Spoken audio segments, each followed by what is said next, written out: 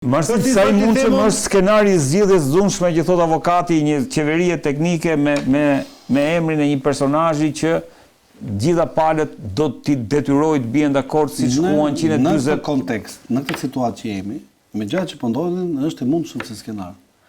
Është I mundshëm. Që mund të vijë një kryeministër Po, mbi palët ose me negocimin e palëve me negocimin e ndërkombëtarëve. Uroj që mos jetë një si Abdullah Hoti në precedentin ose rastin e Kosovës. Cili do qoftë po e vendosën ata, zari I tyre do jetë më, se po lodhesh kohët para të historisë. Po varet, se ka njerëz që din ta shfrytëzojnë situatën. Për shembull, Cezari ka qenë marrëveshja me Diskraksit edhe Pompeos. Gjithmonë Altin Dumani si e shikon Marsit si mundësi? E ka shprehur vetë që nuk mund të jetë. Por ajo histori ndodh vetëm në rast se Spaku do I kërkojë një akuzë Edi Ramës duke qenë kryeminist. Po, nëse e bën. Ja po shkon drejt kësaj. Nëse vim te ky skenar. Berisha është non grata. Marbrita do I them ke drejtë të kërkojë ndjes pas not kjo. Po nuk do thë ajo më. Arbri përkundër, Arbri paralajmëron që Spaku do t'i hiqen dhëmbët, nuk do ka fshoj më. Jo. Apo jo Arbër, nëse dhëmballë të pjekurisë. E ka me ty avokat. Po, si e gjë pjesa e shpërdorimit të detyrës që ka kohë diskutohet. Nuk është se them. Po. E kam dëgjuar në çfarë. Ajo gjë më e rëndësishme më që për tu hequr më. Nëse ajo do të hiqet, ajo duhet të ishte hequr. E kam dëgjuar edhe tek demokratët dhe tek socialistët, juristë. A di pse është shpërdorimi I detyrës o Arbër? Po pikërisht për të reatuar prokurorin. Po pikërisht domethënë. Dhe këta duan ose është folur që mund të hiqet. Nuk e di ka. Po pra duhet ta heqin, them dhe unë. Se shpërdorimi I detyrës nuk mund ta çosh ti Belinda Ballukun apo me Milindën për shpërdorim detyre kur ka bër atë që ka bër, teorikisht po flas. Faktoi korrupsionin këtyre njerëzve. Mos më thuaj mua shpërdorim detyre. Këtë po. Më vjen mirë që ti vjen gjithmonë te tezat e mia. E ke çerë kohë 20 minuta po gjithmonë ke probleme shumë të mëdha ti vëlla. Të thash në fillim pra. Dhe më kundërshtuat. A thash gjë në fillim? Më kundërshtuat. Tani thonë që duhet të hiqet pra. Më dhan të drejtë. Faleminderit. Edhe pse unë nuk e di kaq mirë siç e di ti teknikisht, parimisht dhe unë jam dakord. Tani unë nuk I rraf gjoksin në burrë që të futem te Facebooku im ta nxjerr kur kam thënë 2016 në këtë gjë. Po mirë, unë kam dëgjuar nga ty. Po mirë pra. Pa vazhdo tani. Ti e ke thënë edhe shumë gjë të mençurat kam dëgjuar. Që kam pas skenari me 100 herë. Shiko, skenari se Spak nuk ndahet. Unë insistoj, kthehem tek fillimi I bisedës. Vendimi I gjykatës kushtetuese në datën 22.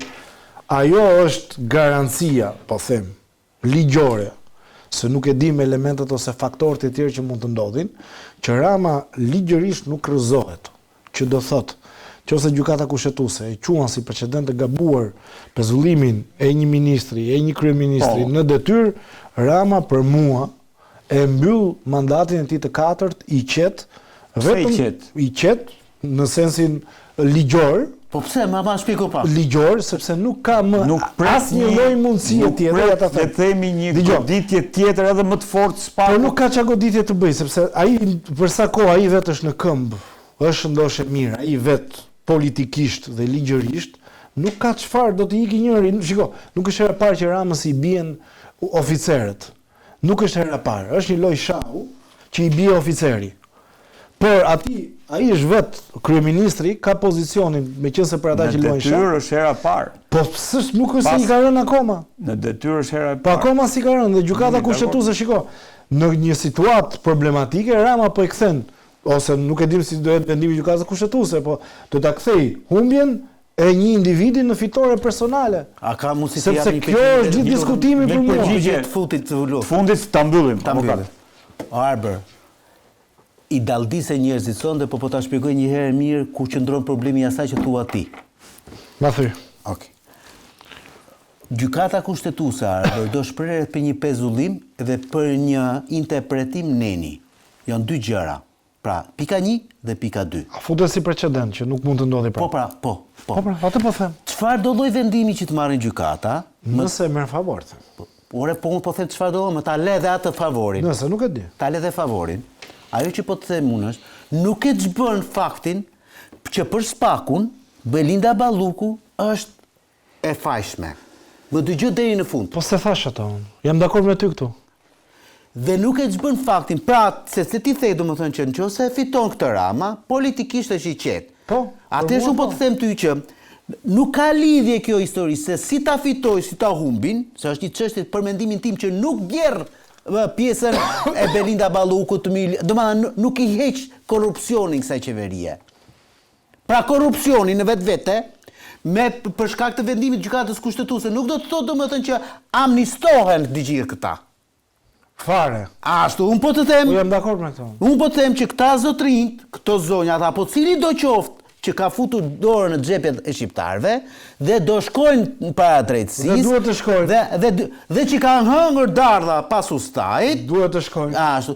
Pra nuk ka lidhje, po të shpjegoj, vendimi i gjykatës kushtetuese. E kisha në tjetër sens, nuk e dëgjove mirë. Po gjithsesi kisha në sensin Redi ma kuptove tezën? Po, e qartë. Politikisht e kam.